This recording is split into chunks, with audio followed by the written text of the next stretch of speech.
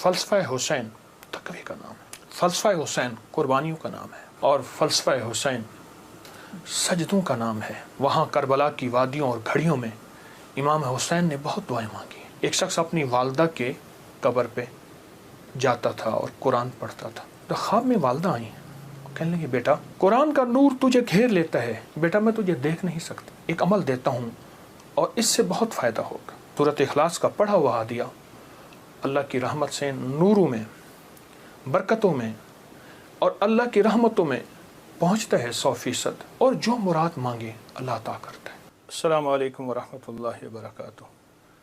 الحمد للہ والصلاۃ لأہلہا، اما بعد، اللہم صلی علی محمد عبدک ورسولک وصلی علی المؤمنین والمؤمنات والمسلمین والمسلمات، اللہم صلی علی محمد کما تحب وترضی لہم، اللہم صلی علی محمد وآل محمد۔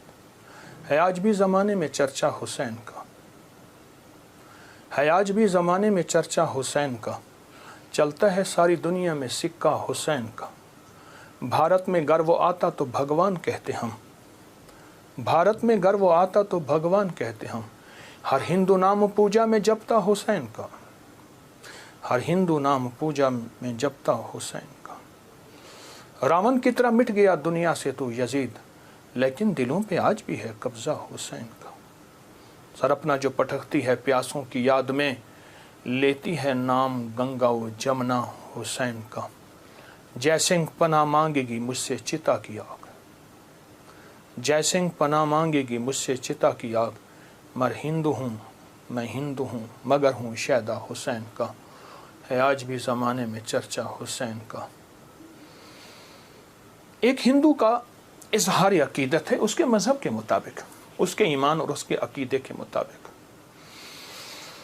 محرم کی گھڑیاں تاریخ ہے ایک پیچھے، محرم کے مہینے کے تقدس کی، احترام کی، حرمت کی ایک پورا نظام ہے، اور محرم کے ساتھ امام حسین کی نسبتیں، حضرت حسین بن علی بن ابی طالب، ان کی نسبتیں بہت عجیب ہیں۔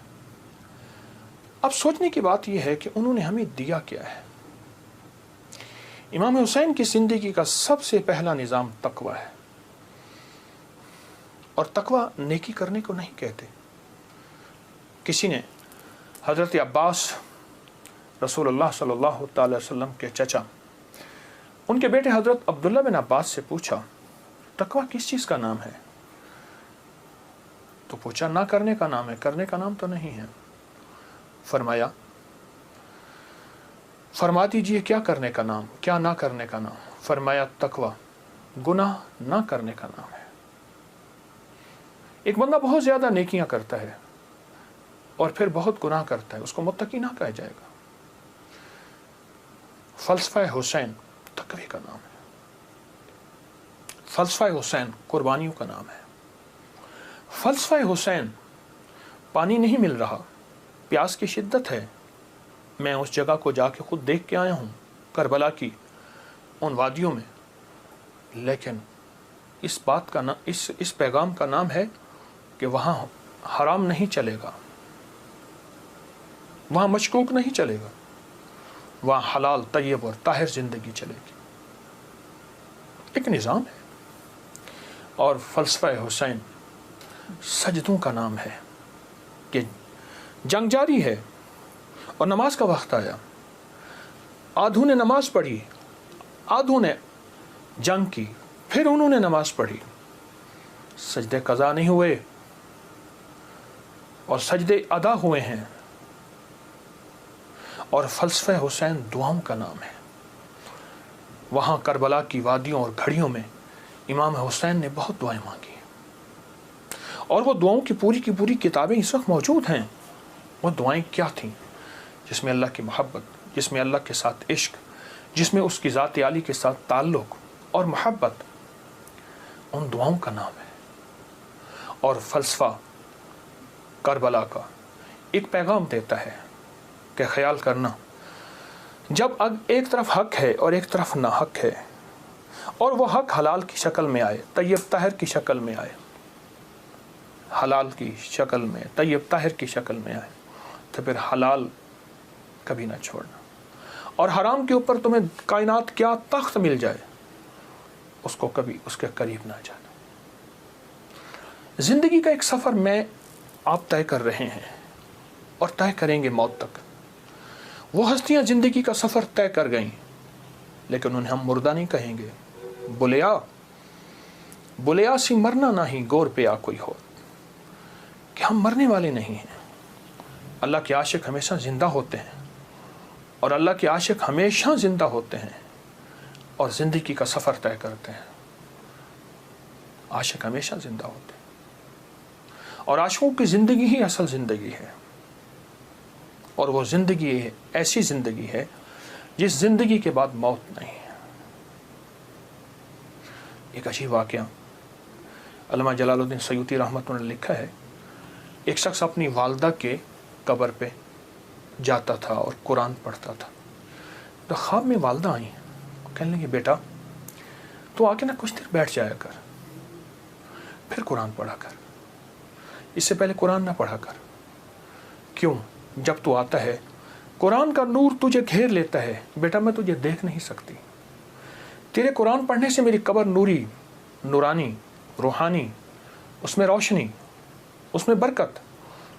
لیکن میں تجھے دیکھنا بھی چاہتی ہوں. ماں ہوں, ماں کی مامتا بیٹے کو دیکھ کے بھی کلیجہ ٹھنڈا کرتی ہے. یہ زندہ ہوتے ہیں, ان کو موت نہیں آتی. انتقال ہوتا ہے, انتقال کہتے ہیں منتقل ہوتے ہیں ایک عالم سے دوسرے عالم. یہ عالم شہود ہے, عالم ارواح سے آئے ہیں ہم, اور عالم برزخ کا سفر ہمارا جاری ہے, آنے والا ہے, جس کا نام موت ہے, فنا ہے. ان ہستیوں نے ہمیں ایک پیغام دیا, ان ہستیوں نے ہمیں ایک زندگی کا سبق دیا کہ کبھی بھی زندگی میں اگر یہ نظام آ جائے تو پھر حلال اور حرام کی پہچان کرنی ہے, پھر حق اور ناحق کی پہچان کرنی ہے. اور حلال اور حرام میں اگر کنبا جا رہا اور معصوم بچے جا رہے, اور پھر یہ نہیں دیکھنا کہ کون جا رہا, پھر دیکھنا یہ ہے کہ اللہ کی راہیں, سچی راہیں کون ہیں اور کہاں ہیں اور کیسے ہیں. امام حسین کی زندگی میں اور ان کا جتنا بھی قافلہ تھا, ان کی زندگی میں کچھ وظائف بھی ملتے ہیں جو میں لوگوں کو بہت بتاتا ہوں, اور اس سے بہت فائدہ ہوتا ہے اور اس سے بہت نفع ہوتا ہے. ایک عمل دیتا ہوں, بہت زندگی میں کام آئے گا. ان مبارک گھڑیوں کے حوالے سے ایک عمل دیتا ہوں اور اس سے بہت فائدہ ہوگا. وہ عمل یہ ہے کہ آپ 2 تسبیح سورۃ فاتحہ کی پڑھیں, اول آخر 3 دفعہ درود شریف, اور سورۃ فاتحہ کی 2 تسبیح پڑھ کے اور اس کا ہدیہ حضور کے گھرانے کو ہدیہ کریں. اور اگر چاہیں تو 2 تسبیح سورۃ اخلاص کی پڑھ لیں, 2 تسبیح سورۃ اخلاص کی, اور اس کا ثواب حضور کے گھرانے کو ہدیہ کریں. اور یہ سورۃ اخلاص کا پڑھا ہوا ہدیہ اللہ کی رحمت سے نوروں میں, برکتوں میں اور اللہ کی رحمتوں میں پہنچتا ہے 100%. اور حضور کے گھرانے کو ہدیہ کریں. اور حضور کے گھرانے میں حضور کی بیویاں, بیٹیاں, داماد, نواسے, نواسیاں, یہ حضور کا گھرانہ ہے.